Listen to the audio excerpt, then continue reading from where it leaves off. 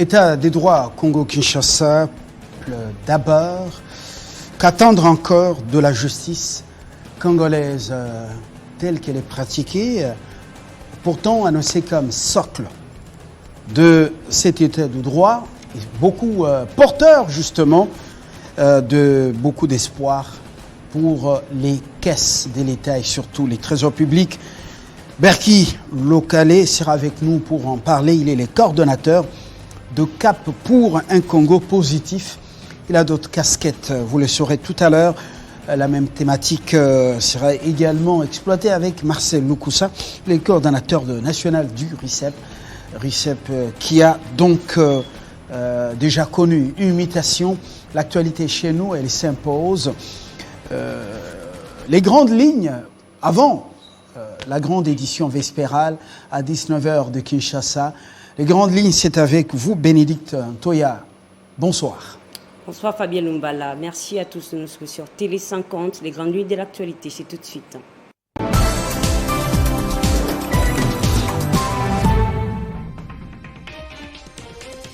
La 8e édition de la conférence de gouverneurs s'y tient à Kinshasa à partir de ce lundi. Le président de la République tient comme l'année dernière à la stabilité de province pour leur développement.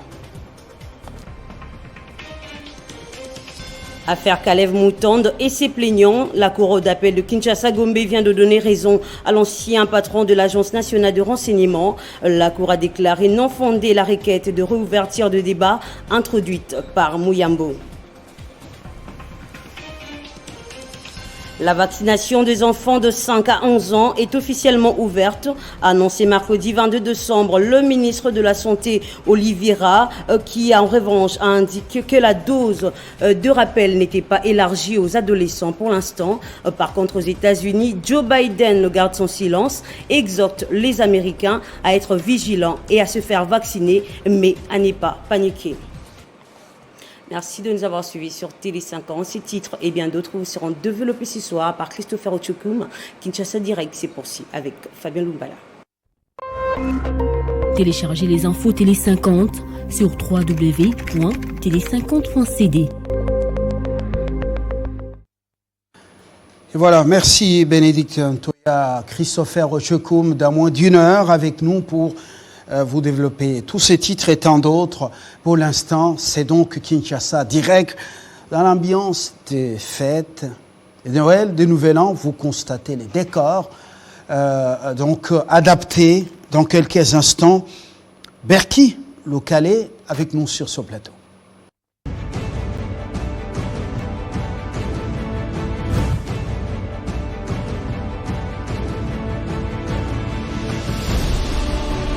Merci de nous avoir suivis durant toute l'année 2021. Joyeux Noël et bonne année.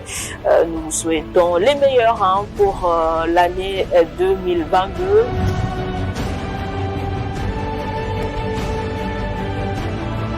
C'est la fin de l'année et le début d'une nouvelle année. Merci à l'Éternel Dieu pour la vie, elle est précieuse. Merci aux téléspectateurs et auditeurs de Radio Télé 50 de nous avoir supportés durant toute cette année. Nous vous souhaitons les meilleurs du monde.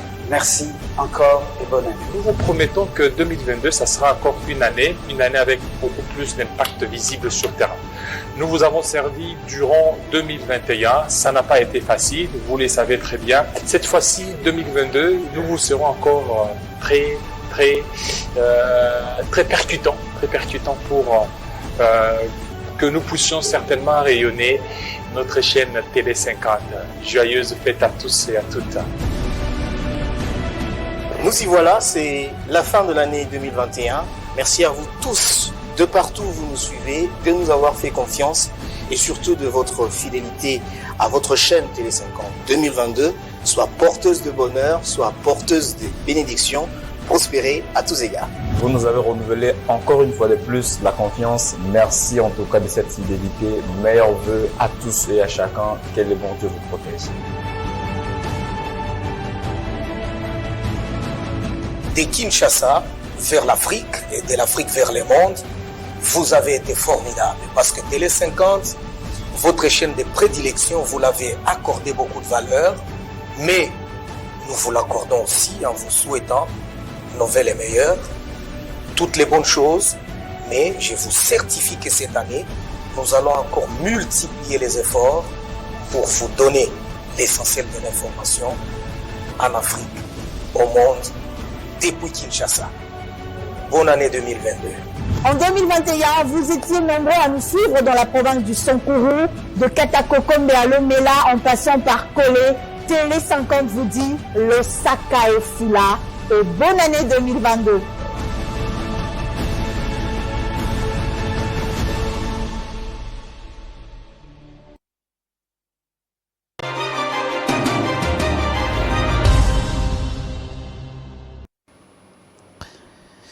Et voilà, avec nous, premier invité comme annoncé, Berki Lokale. Bonsoir. Bonsoir, Monsieur Fabien. Vous êtes le coordonnateur de CAP pour un Congo positif. Mais effectivement. Et vous avez eu d'autres casquettes dans la vie, Oui, bon, dans la vie politique, en fait. Je voudrais d'abord d'emblée vous dire sincèrement merci. C'est pour moi un honneur d'être reçu sur ces beaux plateaux de Télé 50. Merci. Mais aussi, je voudrais aussi en profiter pour vous souhaiter déjà en avance mes meilleurs vœux. Merci, c'est réciproque. Et je le souhaite également à toute la grande équipe qui nous accompagne et toute la grande équipe de Télé 50, y compris votre DG, que j'admire beaucoup. Jean-Marie Kassamba veut réitérer les vœux en les son meilleurs. nom. Effectivement. Bon, moi j'ai, en fait, mon parcours en politique, j'ai été, à jeune âge, j'ai été président de la Ligue des jeunes du parti politique de Front des indépendants pour la démocratie chrétienne. Oui. Démocratie chrétienne de Diomi Ndongala? Non, pas de Diomi Ndongala. Ah, voilà, Front des indépendants pour la démocratie chrétienne. Ah voilà, j'ai confondu Oui. avec la de démocratie... Madame Fifi Masuka. De voilà. Madame Fifi Masuka, Fifi Béton, qui est en train de battre un travail de titan au niveau de la province du Lalaba. Après, j'ai travaillé comme secrétaire général de la plateforme politique RDC Nouvel Horizon, de la candidate annoncée Monique Mukuna Mutombo, candidate annoncée aux élections présidentielles de 2018, mais qui avait désisté par après. Faute de moyens, semble-t-il. Faute de moyens financiers. Non, pas du tout. Oui. Pas du tout. Pas du tout. Elle avait d'autres calculs politiques et elle a bon jugé de pouvoir désister. Parce que par rapport au travail qu'on avait eu à faire, elle était même plébiscitée comme candidat unique de la jeunesse. Ne l'oubliez pas. Mais après, elle a jugé bon de pouvoir désister. Alors après ça, j'ai créé moi-même ma plateforme associative en tant qu'encadreur des jeunes, dénommée CAP pour un Congo positif, qui a au fait plusieurs branches à son sein, entre autres objectifs 2023, dont je ne peux pas dévoiler ici, ça sera dévoilé au moment opportun. Donc, la plateforme associative compte à son sein plusieurs associations. Nous sommes aujourd'hui déjà en train d'enregistrer plus de 200 associations des jeunes avec lesquels nous sommes en train de travailler, les jeunes qui ont accepté d'accompagner notre vision. Voilà. L'essentiel est dit, bravo et courage. Nous avons besoin de cette énergie fraîche dans la classe politique pour accompagner les valeurs. D'accord, merci beaucoup. Et le Congo, on dit que nous sommes encore, pour la plupart, très jeunes et plein d'énergie et de force. Nous croyons que nous allons y arriver. Le peuple d'abord. Le peuple avait rappelé ce slogan du Sphinx de l'Imité au président Félix Tshisekedi lors de la prestation des serments à la Cité de l'Union africaine. Et puis, État des droits, c'est le cheval de bataille de son parti UDPS. Alors, disons-nous les choses clairement, le socle de cet État de droit, et qui pourrait amener beaucoup de jus dans la marmite, dans la casserole, c'est la justice. Est-ce que vous, personnellement, sans se voiler la face, quel regard vous portez sur la justice congolaise, l'appareil judiciaire, magistrats, juges et tant d'autres? Merci beaucoup de la question, M. Fabien. Je voudrais, au fait, personnellement, aujourd'hui vous dire une vérité par rapport à ce que moi je suis en train de faire comme lecture sur notre justice. Il faudra d'abord commencer par se poser la question de savoir où est-ce que le régime du président Tshisekedi a trouvé cette justice, à quel niveau il a trouvé, ou soit à quel positionnement, sur quel positionnement, voudrais-je dire qu'il a trouvé nos magistrats. Et puis, j'essaie, certes... c'est pas ça la préoccupation. Non, justement, mais je suis en train de vous répondre. Mais je commence par la base, en fait. Je commence par la base pour pouvoir vous expliquer quelle est ma propre lecture que je suis en train de faire par rapport à la justice. Monsieur Fabien, certes que, de nos jours d'aujourd'hui, tout le monde va vouloir, en fait, dire que, écoutez, avec la libération de certaines figures...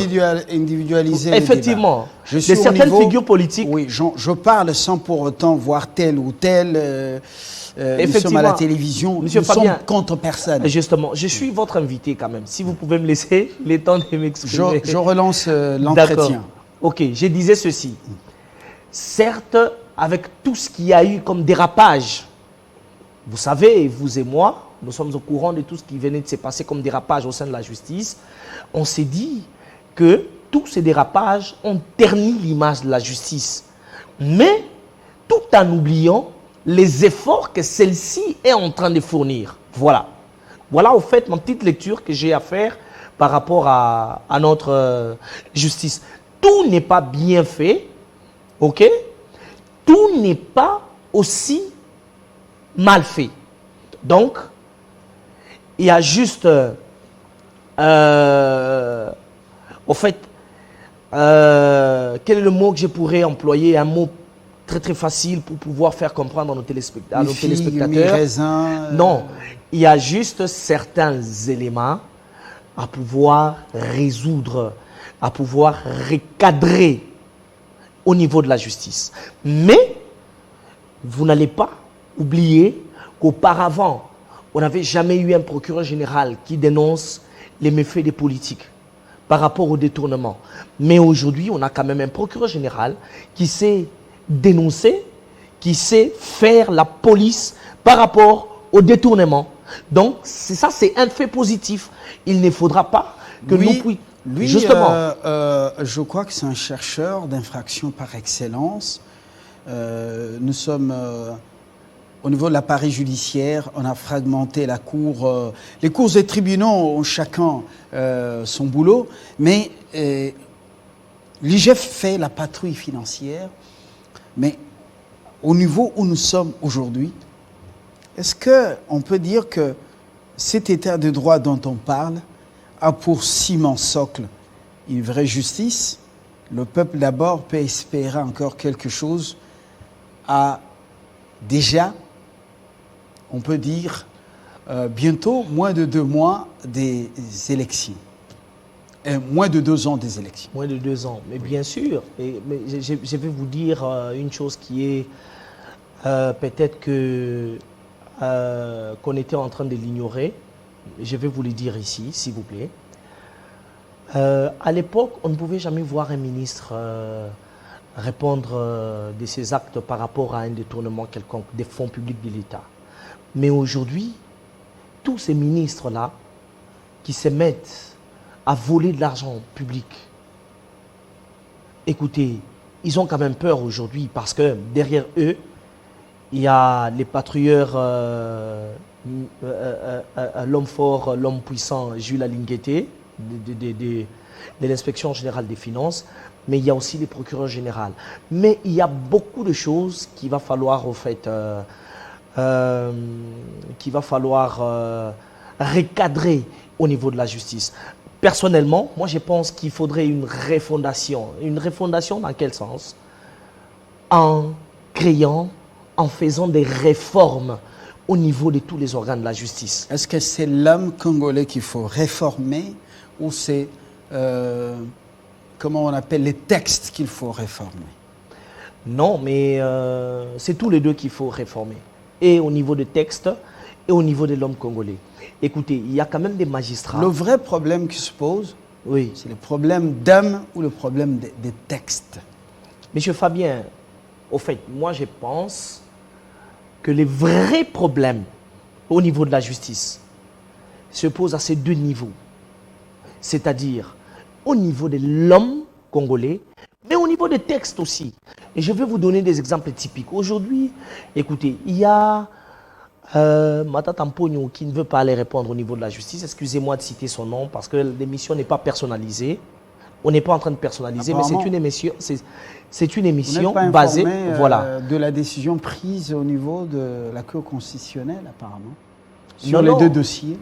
Non, non, la Cour constitutionnelle s'est dit qu'elle n'est pas compétente de pouvoir juger Matata Mponyo. Mais parce qu'il n'est pas Premier ministre en fonction. Voilà, parce qu'il n'est pas Premier ministre en fonction. Oui. Mais la Cour de cassation peut juger Matata Mponyo. Bon. Mais maintenant, pourquoi je vous parle maintenant, monsieur Fabien, on ne veut pas aller sur un terrain juridique dont on ne maîtrise pas les tenants et les aboutissants. Maintenant, oui. Pourquoi je vous parle de l'homme? Pourquoi je vous dis que le problème est aussi au niveau de l'homme congolais? Parce que l'autre fois, c'est cette même Cour de cassation qui s'était déclarée incompétente de pouvoir juger Matata Mponyo et qui aurait renvoyé la requête au niveau de la Cour constitutionnelle. Mais maintenant que la Cour constitutionnelle a renvoyé la balle dans le camp de cette même Cour-là de cassation, qui s'est dit aujourd'hui compétente de pouvoir juger la personne Matata Mponyo. C'est la raison pour laquelle je vous dis... Il ne faut pas qu'on individualise. Effectivement, c'est la raison. Parce que c'est glissant. Effectivement, le terrain est vraiment glissant parce que, écoutez, c'est des notions élémentaires que nous devons connaître dans la justice. Moi, je suis communicologue de formation, donc je ne suis pas un avocat. Voilà. Mais quand même, par rapport à des petites notions élémentaires que j'ai, la raison pour laquelle je vous dis, au niveau de l'homme congolais, n'est-ce pas, c'est au niveau de la Cour de cassation qu'on avait déclaré non recevable la requête de Matata Mponyo. C'est-à-dire, la Cour de cassation s'est déclarée incompétente. Mais aujourd'hui, c'est la même Cour de cassation qui se déclare compétente. Là, au niveau de l'homme, au niveau des textes, M. Fabien, il y a beaucoup de choses à refaire au niveau de la justice. Il y a beaucoup de choses qu'il faudra refaire au niveau de la justice. Le président, dans son discours, parle de l'homme qu'il faut à la place qu'il faut. Justement, mais il avait complètement raison. Il est déçu par des hommes, de nouveaux hommes placés dans l'appareil judiciaire sur qui il comptait beaucoup. Ou bien c'est juste un discours politique pour peut-être séduire... Apaiser les morales. Ou apaiser les Congolais, alors qu'au fond, c'est la politique qui est en train de beaucoup influencer tous les autres secteurs de la vie nationale. Non, non, je vais vous dire une chose. Écoutez, le président de la République, dans sa vision, le soubassement sur lequel il a posé sa vision, c'est l'état de droit. Il n'est pas totalement satisfait. Il est déçu, pas complètement déçu, mais il est très déçu parce qu'il a dévoilé lors de son discours, de son adresse sur l'état de la nation devant les congrès. Il a dit pourquoi il fallait qu'il puisse le dire.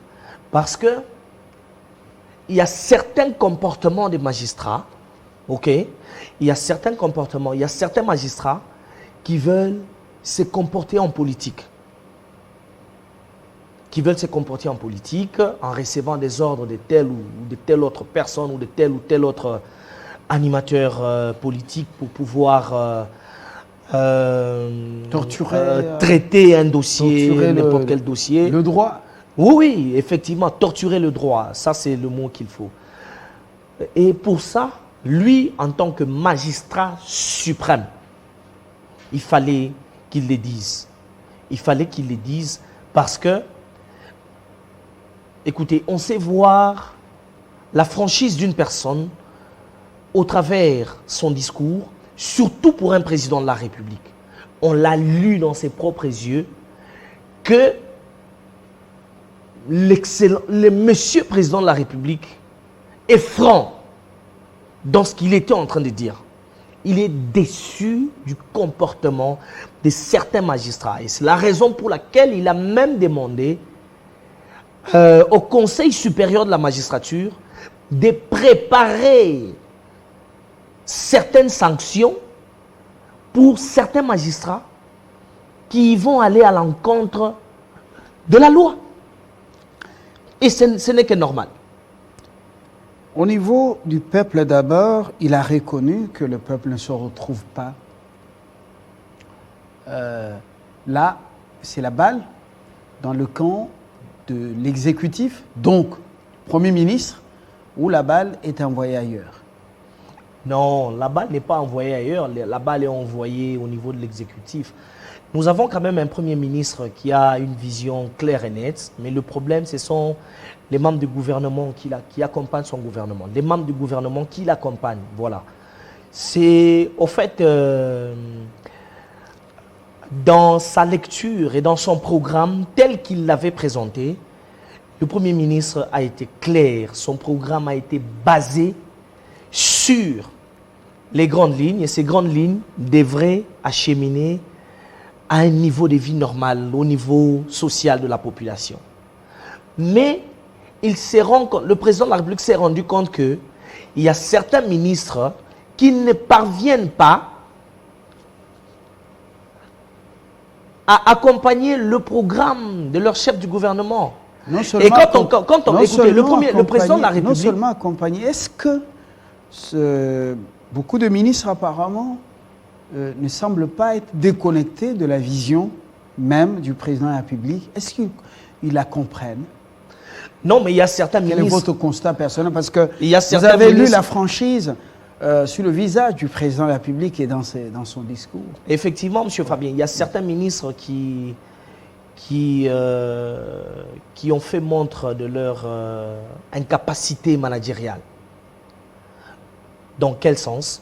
C'est des ministres qui ont des difficultés de pouvoir accompagner le programme du Premier ministre. Parce que le président n'est pas un exécutant. Le président, c'est quelqu'un qui donne de l'ordre, il donne son programme. Ce programme doit être exécuté par le gouvernement. Et ce gouvernement qui est chapeauté par le boss lui-même des warriors. Mais on se rend compte qu'il y a certains warriors qui ne sont pas dans cette vision et qui ne vont jamais permettre au président de la République de s'asseoir dans sa vision. Dans quel sens, M. Fabien, s'il vous plaît? Dans quel sens? On a vu avec vous ici, on est bien informés. D'ailleurs, vous êtes mieux informés parce que vous recevez les informations en premier et puis vous les diffusez. Il y a certains ministres qui ont été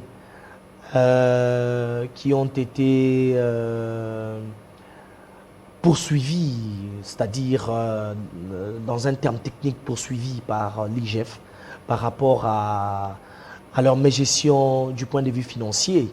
C'est pour vous dire que ces ministres-là, ces différents ministres, n'ont pas compris la vision du chef de l'État.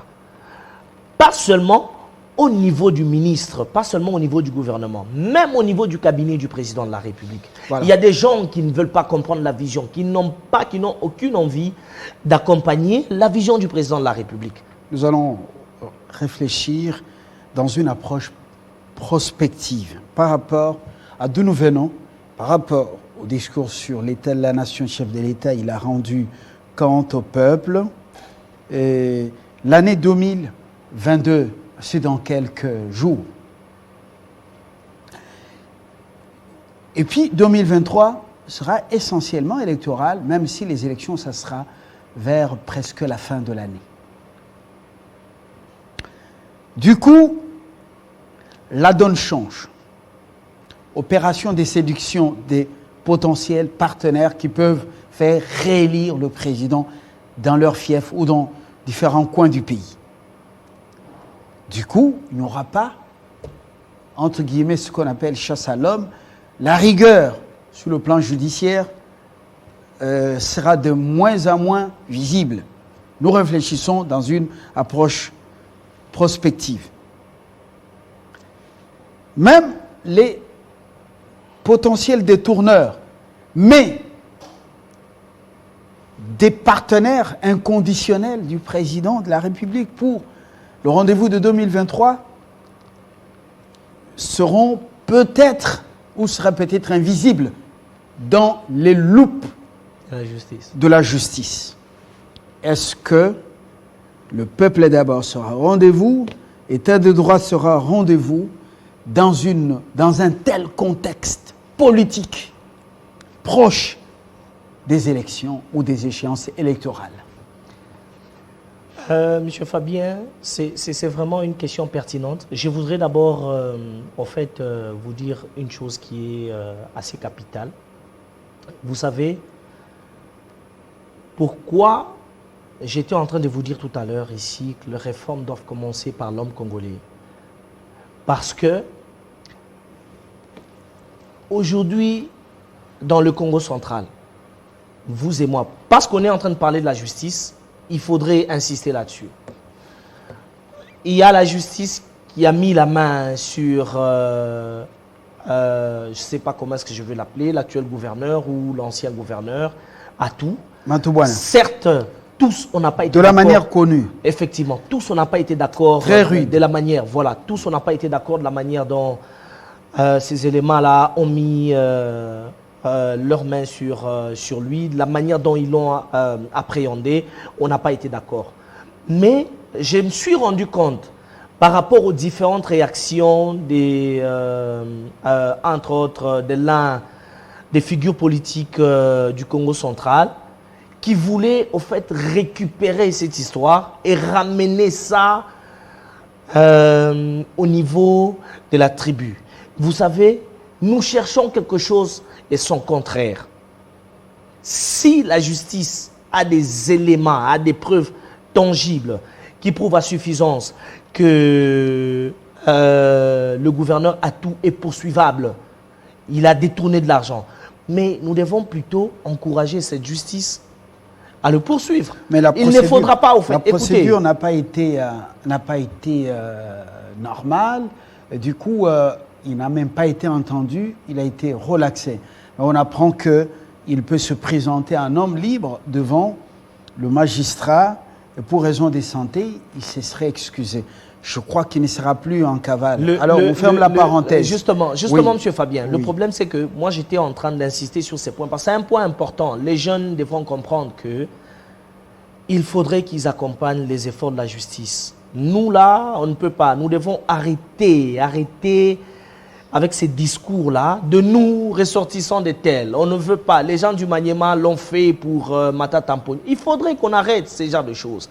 Il y a de l'argent, il y a notre argent qui a été utilisé. Il faut justifier comment est-ce que l'argent a été utilisé. Voilà. Ça, c'était juste une parenthèse que j'étais en train de voilà. Nous revenons maintenant à cette approche prospective. Voilà. Le contexte devient délicat. Monsieur Fabien, il faut revenir aux urnes. Je voudrais déjà vous dire que l'UDPS, par rapport à son expérience dans son combat politique, l'UDPS peut se battre seul au niveau des échéances électorales à venir. Je vous l'ai dit. Vous allez me rappeler prochainement, soit après les élections, avec les contextes qui va devoir se présenter, vous allez vous rappeler de ce que je suis en train de vous dire. L'UDPS, c'est... Donc les alliances... Non, les alliances peuvent se faire, il n'y a pas de problème. Les alliances peuvent se faire, Mais le contexte dans lequel vous êtes en train de dire qu'il pourra y avoir certains acteurs politiques puissants qui vont vouloir faire une alliance avec l'UDPS, mais derrière eux, il y a des dossiers judiciaires qui les attendent et ils vont devoir échapper à cela. Non, moi j'ai dit niet. C'est une réflexion à haute voix. Effectivement. Dans le contexte où peut-être le président ne va pas postuler au nom de l'UDPS, peut-être un indépendant comme l'avait fait en son temps Joseph Kabila, loin du PPRD, peut-être au nom de l'Union sacrée, alors, et là, des alliances au plus haut niveau. Et imaginez-vous dans un tel contexte. Monsieur Kamer est en alliance avec le président de la République, mais il a été jugé. M. Kamer est en alliance avec le président de la République, mais on l'a vu être jugé, on l'a vu être condamné. Donc, c'est une question pertinente, mais écoutez, les alliances ne peuvent jamais empêcher le président de la République de maintenir sa position, sa décision sur l'état de droit, sur l'appareil judiciaire. Nous devons aussi nous poser une question. J'étais en train de vous dire ici tout à l'heure. Est-ce que ça sera avec la même ampleur en 2022, état de droit, peuple d'abord?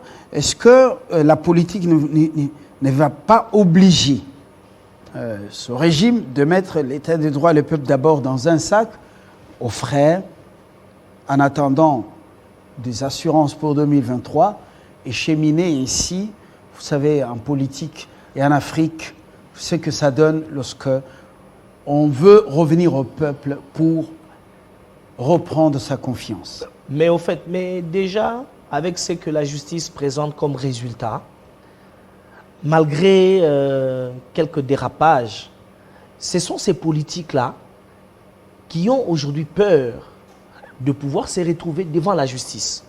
Donc, cet aspect de choses-là ne voudra jamais empêcher, cet aspect de choses ne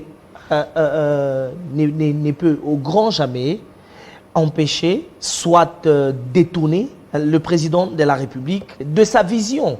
Parce que, M. Fabien, il faudrait qu'on se le dise aujourd'hui. Cet appareil judiciaire, nous l'avons trouvé à quel niveau? Le président de la République a trouvé l'appareil judiciaire à quel niveau? Est-ce que vous savez que c'est cet appareil, c'est ce même appareil-là judiciaire qui a même créé, qui est parvenu à créer ce qu'on appelle les hommes intouchables. Parce que on ne pouvait jamais voir un procureur général de la République à l'époque poursuivre un ministre qui était en fonction. Jamais. Mais c'est des choses que nous sommes en train de voir maintenant. C'est des choses que nous sommes en train de voir dans ces régimes et c'est des choses qu'il faudra saluer. C'est quand même pas positif. On ne peut pas toujours être négatif. On ne peut pas toujours nous cramponner sur les négatifs. Non, c'est quand même pas positif. Le pays est en train d'avancer. Je venais de vous dire ici tout à l'heure qu'il va falloir refonder la justice en créant des réformes. À part Jamal, le Libanais, quels sont les vrais détourneurs qui sont en train de purger leur peine en prison? Non, mais Monsieur Fabien, au fait, vous et moi, on n'est pas de la justice. La corruption. Oui. Le président lui-même l'a déploré il y a 6 mois à Goma, dans une interview avec nos confrères. Oui. Il dit, quand il venait aux affaires, il ne s'était pas imaginé le degré de déconfiture dans ce secteur. Il dit, mais c'est criminel, la corruption à tous les niveaux. Mais justement, ça l'a complètement découragé. C'est la raison, et là, vous allez me donner raison. Vous me donnez raison par rapport à ce que je venais de vous dire tout à l'heure, qu'il faudra réformer l'homme congolais. il y a des magistrats qui sont honnêtes et tranquilles, qui poursuivent les politiques jusqu'à leur dernier retranchement par rapport au détournement, par rapport à la corruption. Mais il y a aussi des magistrats qui oublient leur déontologie magistrale. C'est-à-dire, ils se retrouvent devant un corrupteur qui lui présente une enveloppe, c'est fini. Il met le dossier de côté. Et après, en oubliant qu'il est en train de ternir l'image de la justice. La corruption aujourd'hui dans notre pays, c'est le seul point, c'est vraiment le seul point qui est en train de mettre le pouvoir de Félix Tshisekedi, que nous aimons, en difficulté aujourd'hui. La corruption est en train de mettre l'exercice de son pouvoir en difficulté. Parce que il s'est retrouvé avec des gens que lui-même ne pensait pas être corrompus, mais il sait que ces gens sont corrompus. Alors, mais pourquoi souvent on met l'accent sur les corrompus, mais les corrupteurs sont souvent invisibles? Apparemment, même au meilleur microscope, les corrupteurs sont invisibles. Pour quelles raisons? Non, mais écoutez, c'est-à-dire que le corrompu qu'on met en cause, et le spectacle, vous le connaissez, au nom de l'état des droits, relaxé, il y a eu telle procédure, par moment, le peuple, lui, ne voit que de la fumée. Non, le peuple ne voit pas que de la fumée. On va vous dire peut-être dans les coulisses qu'il y a eu des biens et des fonds qui ont été retournés au trésor public par rapport à certaines relaxations que l'on venait de voir. En fait, je ne confirme pas cette information, mais c'est quand même une information qu'on est en train de suivre tous dans les réseaux sociaux. Mais pourquoi est-ce qu'il va falloir à ce que la justice, notre justice, puisse connaître des réformes? C'est aussi sur ces points dont vous venez de soulever au niveau des corrupteurs.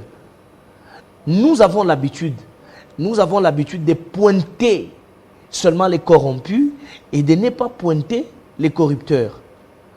Mais c'est la raison pour laquelle je venais de relever ici le point de réformer certains textes au niveau de la justice qui vont permettre aujourd'hui de sanctionner et les corrupteurs et les corrompus, pourvu que, parce que, écoutez, la justice est comme la tête d'une nation. C'est la justice qui crée la stabilité. C'est la justice pour que le pays soit stable, pour que le pays puisse s'émerger. Dieu nous a donné une terre très très riche. Mais pourquoi est-ce que les jeunes ne parviennent pas à émerger? Les jeunes entrepreneurs. Aujourd'hui, les millionnaires sont des politiques, avec l'argent de contribuables congolais qui sont en train de voler. Ce ne sont pas les jeunes entrepreneurs. Pourquoi? Parce que la justice, M. Fabien, l'appareil judiciaire est entaché de plusieurs vices qu'il va falloir réparer. Très bien. Nous sommes en train d'amorcer l'atterrissage. Dernière préoccupation. Je vous ai dit que nous faisions une analyse dans une approche prospective. 2022, dans quelques jours. 2023 s'annonce avec pompe. Des alliances qui vont se faire et se défaire. La politique peut-être prendra le dessus sur l'état des droits et le ventre du peuple, parce que maintenant, il faut revenir auprès des électeurs, le souverain primaire, pour peut-être bénéficier encore de sa confiance. Mais cet autre aspect des choses. Évidemment, c'est le point clé aujourd'hui. Ce point clé, c'est les engagements que nous prenons au nom du peuple. Est-ce que tout le temps nous lui demandons aussi son accord, son avis avant de les prendre, ces engagements, sur le plan sécuritaire, sur le plan sur le plan financier, sur le plan économique? Moi, je crois que M. Fabien, le président de la République est en train de respecter ses engagements. Écoutez, il a déjà donné le go au niveau de l'état des droits. On a vu quelques avancées significatives dont certaines personnes ou certains acteurs politiques, certains Congolais ne seront pas satisfaits. Mais néanmoins, par rapport à ces avancées, le président de la République peut tenir un discours en 2023 pour être réélu. Les élus du peuple, dans quel sens? Les élus du peuple au Sénat, à l'Assemblée nationale, concrètement, exigent la suppression de RAM, registre d'appareils mobiles, soi-disant une taxe. Mais la réaction, ça a été seulement le 2G. Je crois, deuxième génération, c'est pour les informaticiens, je ne maîtrise pas grand-chose. Les Mukokoli, que beaucoup n'utilisent plus. 3G, 4G, on continue à couper. RAM. Vous avez vu la réaction à Goma sous l'instigation des mouvements citoyens pour dire les autres peuvent venir de nous prêter main forte, mais pas le Rwanda quand même. Pas le Rwanda qui est lui-même un problème, un souci dans la sous-région. Alors, est-ce que les dirigeants écoutent le peuple? D'abord, il n'avait jamais demandé au Rwanda de lui prêter main forte. Non, on parle d'abord des RAM. Justement, moi, je le gouvernement persiste ou résiste à fléchir.